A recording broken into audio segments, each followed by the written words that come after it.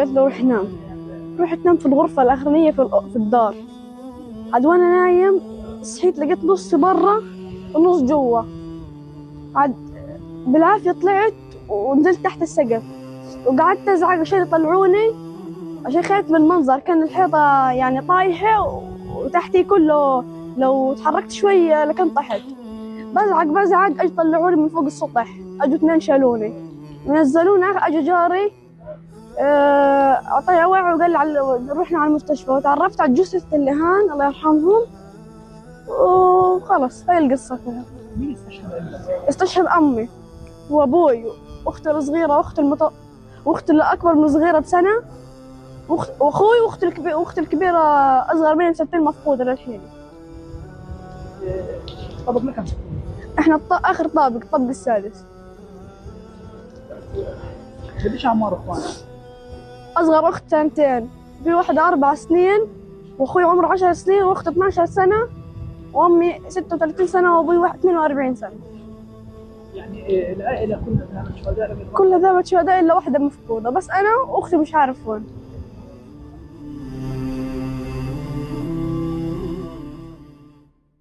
من فائها إلى نونها إلى بقعة المسرى، من اسمها إلى رسمها سبحان من أسرى، جمعت خصالا رسخت بين الورى تترى، تاريخها يحكيه من بجمالها درى، أرض مباركة إلى يوم النشور، أرض يفوح العز فيها كالزهور، فيها فتوحات الأولى كانت تدور، في عزة تسمو بها المجد فخور، مجد فخور. شهدت الفترة التي تلت نهاية عام 1987 تغييراً هائلاً في شكل الحراك الفلسطيني بانطلاق الانتفاضة الفلسطينية الأولى، وبدلاً من اللجوء للبحث عن السلاح مباشرة كما حدث في فترة الثورة الفلسطينية الكبرى، فإن الشعب الفلسطيني تدرج في سلاح الانتفاضة من الحجر إلى السكين إلى الأسلحة الرشاشة.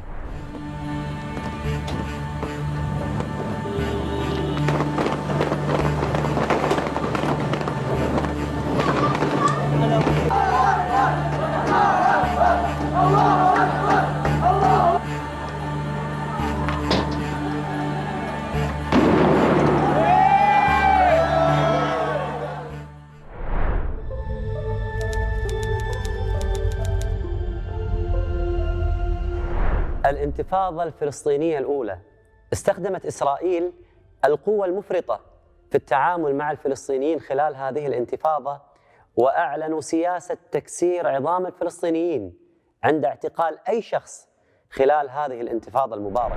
انتفاضة عام 1987 جاءت حصيلة تطورات كثيرة في الواقع الفلسطيني، مجموعة من العمليات والدوريات التي نفذت على مدى سنوات الثمانينات، وكانت عمليات مسلحة استطاعت أن تلهب الخيال وأن تشعر الفلسطينيين أن مقاومة هذا المحتل وإذلاله ممكن. كانت هناك محاولات حثيثة لتصفية القضية الفلسطينية وعدم الاعتراف بالوجود الفلسطيني ولا القضية الفلسطينية كليا، وانتهاء المواجهة بين النظام الرسمي العربي، المواجهة الفعلية بين النظام الرسمي العربي وبين الكيان الصهيوني، أشعر الفلسطينيين أنهم أصبحوا عمليا هم القوة الوحيدة التي يمكن أن تدافع عن نفسها ويمكن أن تحاول أن تواجه الاحتلال.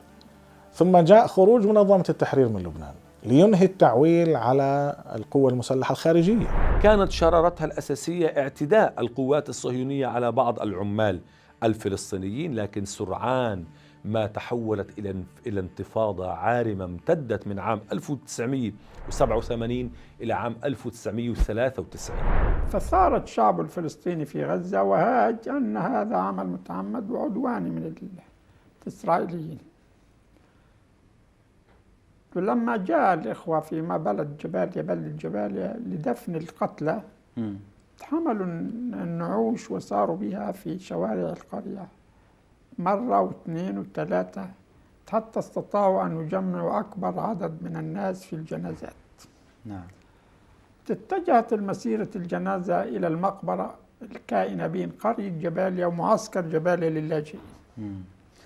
معسكر جباليا طبعا تعرف اللاجئين في حالة ثوران غليان دائم، فلما رأوا مسيرة الجنازة وصلت إلى المقبرة خرج المعسكر لينضم لهم.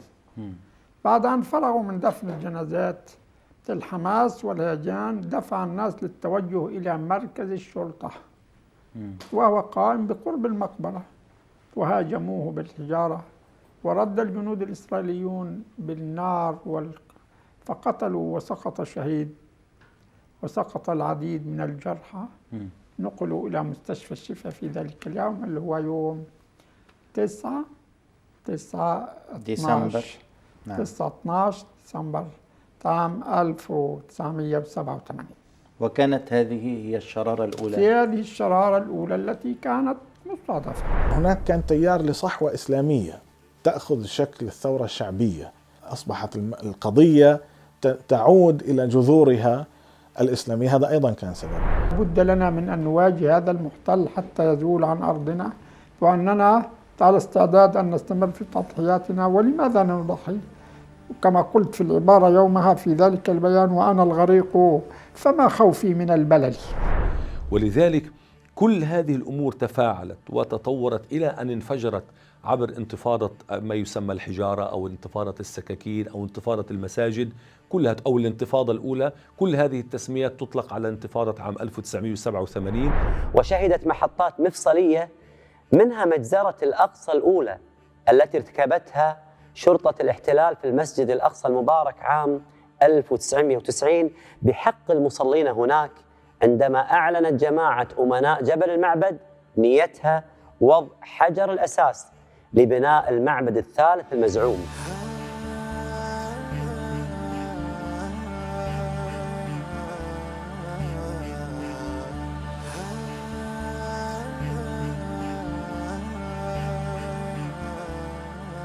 وانتهت هذه الانتفاضة مع توقيع اتفاقية أوسلو للسلام عام 1993 باعتباره قد أوصل القيادة الفلسطينية إلى تفاهمات مع الصهاينة، وافتتح مرحلة جديدة هي مرحلة التفاوض السلمي، والتي نقلت الواقع الفلسطيني إلى حالة مختلفة، والواقع العربي ساهمت في نقل الواقع العربي إلى حالة مختلفة.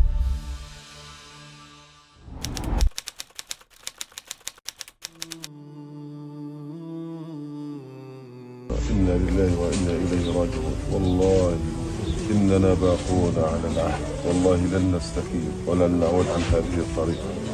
الحمد لله. اللهم أجرني في مصيبتي واخلف لي خيرا.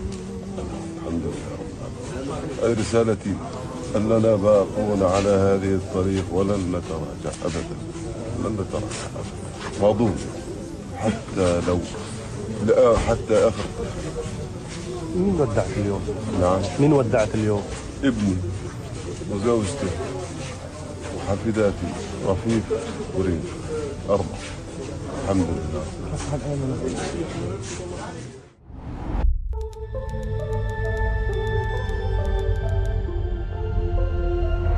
دكتور، ما هو أثر اتفاقية أوسلو؟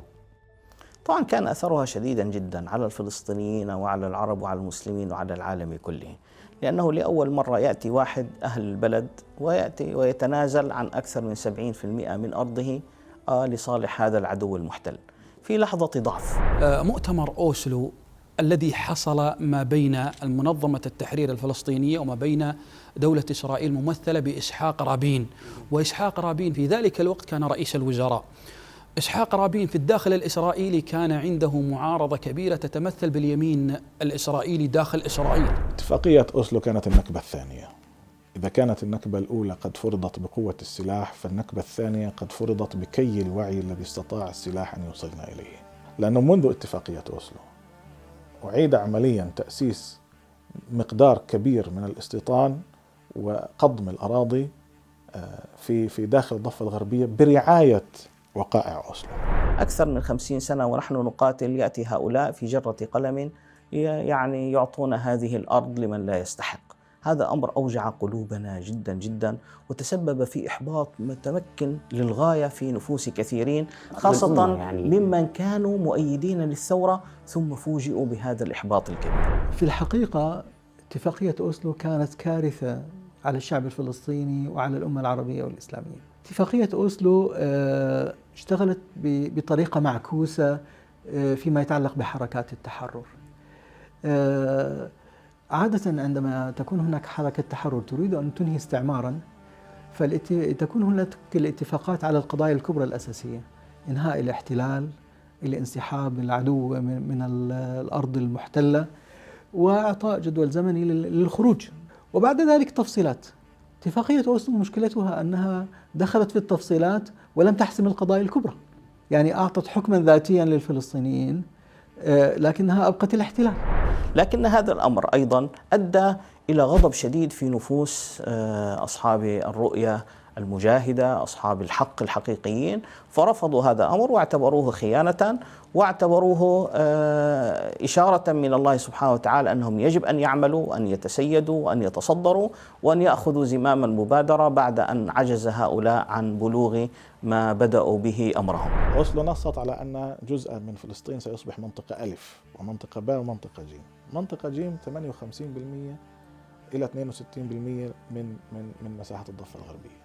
62% من الضفة الغربية تعامل معها الصهاينة اليوم باعتبارها جزءا من الكيان الصهيوني، يجري بناء المستوطنات فيها والتحضير لفرض السيادة الصهيونية الكاملة عليها. القدس كانت مركزا حقيقيا قبل 93، اليوم أصبحت مدينة هامشية لصالح رام الله التي قدمت باعتبارها العاصمة الفلسطينية البديلة. المستوطنين في القدس اليوم أصبح عددهم يقارب في الشطر الشرقي من القدس أصبح عددهم يقارب 300,000. المستوطنين في عموم الضفة الغربية أصبح عددهم 800,000. أن مؤتمر أوسلو كان أكبر خدعة للفلسطينيين، وأن مؤتمر أوسلو كان هدفها الوحيد منع الانتفاضات فقط، لأن مؤتمر أوسلو جاء بعد انتفاضة 87، الانتفاضة الفلسطينية التي حدثت في أواخر الثمانينات. جاء مؤتمر أوسلو. مؤتمر أوسلو يريد أن يقول للفلسطينيين توقفوا عن الانتفاضات ونحن نعطيكم حكما ذاتيا.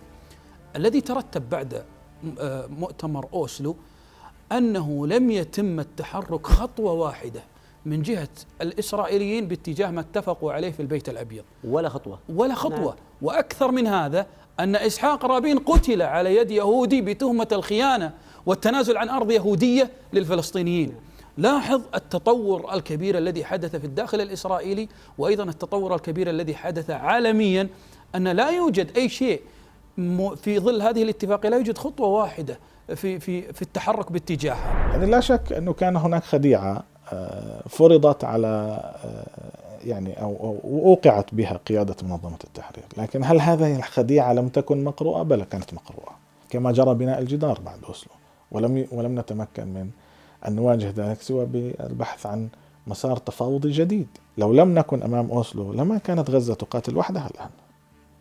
إذا كان هناك سبب يجعل غزة تقاتل وحدها هو أوسلو. عدد من البلدان العربية عملت مكاتب مصالح ورتبت علاقاتها مع الجانب الإسرائيلي الذي أخذ يخترق المنطقة ويحاول الاستفراد بالملف الفلسطيني وعزله حتى يقوم بشطبه بعد ذلك. وكذلك دول كثيرة في العالم أقامت علاقات مع الكيان الإسرائيلي بحجة أنهم لن يكونوا ملكيين أكثر من الملك.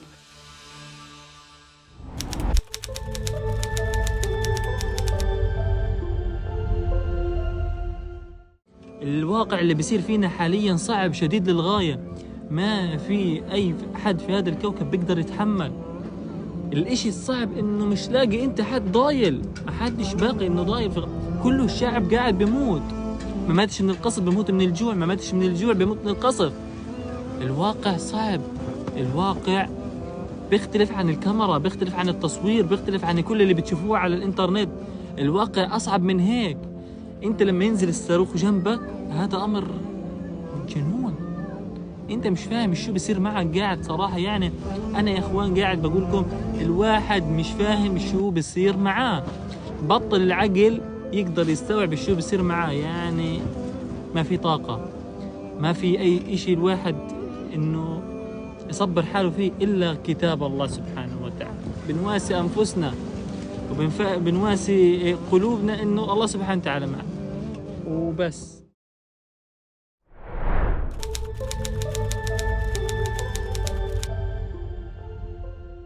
تحالفت 10 فصائل فلسطينية على رأسها حماس ومعها الجبهة الشعبية والجهاد الإسلامي والديمقراطية إلى آخره ضد مسار اتفاق أوسلو، وهذا أنشأ حالة انقسام وتعارض ما بين مساري التسوية ومسار المقاومة.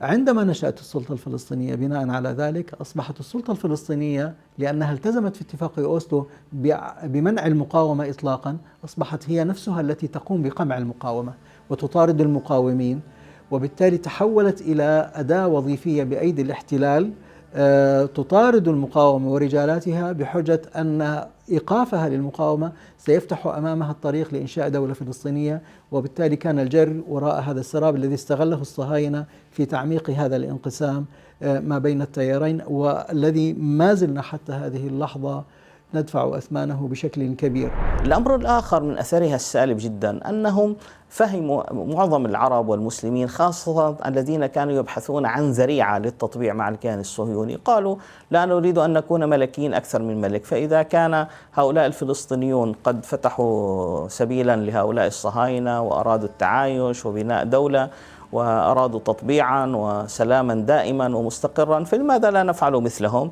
فجرأوا الآخرين على هذا التطبيع، وكانت كارثة من الكوارث الكبيرة.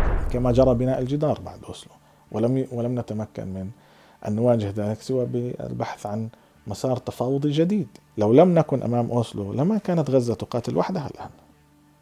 إذا كان هناك سبب يجعل غزة تقاتل وحدها هو أوسلو. أن قضية القدس لم تحل ولم يحسن مستقبلها، وأيضا عودة اللاجئين الفلسطينيين إلى أرضهم وبيوتهم التي يخرجوا منها لم تحل، حدود الدولة الفلسطينية لم تحل، حق الفلسطينيين في تقرير المصير لم يقر، تحكم الدولة الفلسطينية في حدودها البرية والبحرية والجوية ظلت بيد الجانب الإسرائيلي. وثبت لأصحاب السلام أنفسهم أنه بعد 30 سنة من توقيع اتفاقية أوسلو فإن الصهاينة لا يمكن أبدا أن يعطوكم أرضا يحلمون بها، وقاتلوا وناضلوا نضالا كبيرا من أجل الحصول عليها، ولا يمكن أن يسلموكم الأقصى، ولا يمكن أن يعيدوا لكم اللاجئين، ولا يمكن أن يتنازلوا عن حبة تراب واحدة يعتقدون أنها لهم. وبالتالي هذا عزز نظرتنا الأولى أنه لا يمكن التصالح والمسالمة مع هؤلاء الأوغاد. مسرى حتى نرى أن الشعوب إذا انتفضت أرعبت محتلها، وإذا خنعت أوغل جلادها في ظلمه. مسرى حتى نرى أن اليهود لا عهد لهم ولا ميثاق، وأن العالم الغربي عمل على تبرير كل أفعالهم وجرائمهم منذ زرعهم في أرضنا. مسرى حتى نرى أن طريق جهادنا لا ينتهي باستشهاد قادته، وأن اليهود بغبائهم يشعلون جذوة الثورة والانتفاضة في صدورنا بجرائمهم واعتدائهم على الشيوخ والأطفال والنساء. مسرى لجيل يحرر الأقصى. العابق قد أزكى الزمان ثرى، قدسية الأخبار لا سيف بها يروى، فيها جميع الأنبياء صلوا وزد أمرا، لم يجتمع في غيرها سرا ولا جهرا. المجد للأقصى على مر العصور، مهما طغى العادي عليها بالشرور، دوما سيبقى في الفؤاد لها حضور، حتما سيشهد مجدها كل غيور، كل غيور. من فائها إلى نونها إلى بقعة المسرى، من اسمها إلى رسمها سبحان من أسرى، جمعت خصالا رسخت بين الورى تترى، تاريخها يحكيه من بجمالها أدرى. بجمالها درى